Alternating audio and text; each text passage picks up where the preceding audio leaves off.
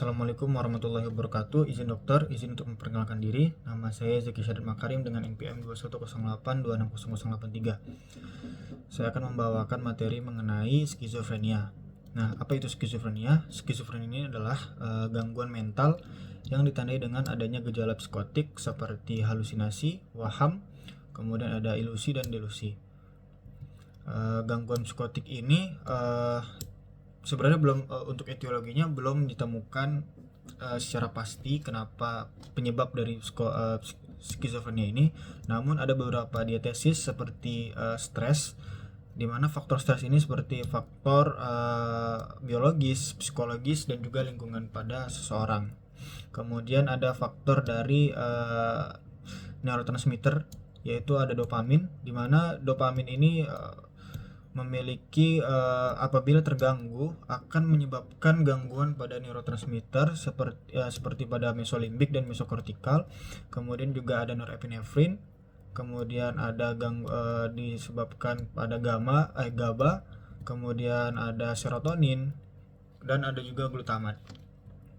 Nah, untuk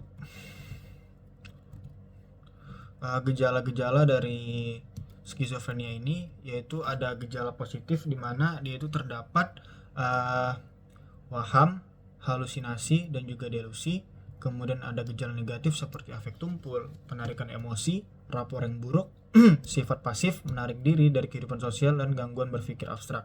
Kemudian ada gangguan kognitif seperti gangguan berbicara, masalah memahami dalam pelajaran dan gangguan-gangguan lainnya.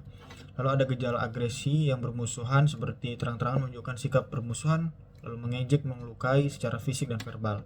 Kemudian apabila cemas juga ada depresi. Nah, untuk diagnosenya, untuk mendapatkan diagnosa biasanya digunakan itu adalah PPDGJ3, di mana pada PPDGJ3 ini ada beberapa faktor, ada beberapa gejala seperti talk echo, di mana itu adalah isi pikiran dirinya sendiri yang berulang dalam kepalanya. Lalu ada talk insertion atau talk withdrawal, di mana isinya itu seperti dimasuki oleh orang asing. Kemudian ada delusion of influence, delusion of passivity dan lain-lain. Kemudian ada halusinasi auditorik, di mana halusinasi yang terus berputar-putar dan di kepalanya. Nah, cara menegakkannya ini apabila adanya 2 dari 5 gejala tadi sudah bisa ditegakkan bahwa pasien terkena skizofrenia. Nah, gejalanya ini juga bertahan selama 1 bulan atau lebih. Terdapat klasifikasi dari skizofrenia, itu ada skizofrenia paranoid, skizofrenia katatonik, skizofrenia herbiphenik, skizofrenia residual, dan skizofrenia depresi pasca skizofrenia. Nah, untuk tata laksananya dapat diberikan obat golongan 1, gen 1 yang tipikal, kemudian obat golongan 2 atipikal, dan ada obat golongan 3 yang terbaru generasi 3 yaitu obat yang parsial.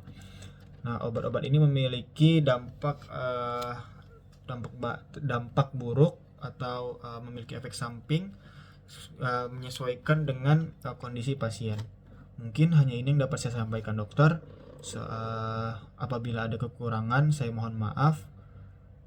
Assalamualaikum warahmatullahi wabarakatuh.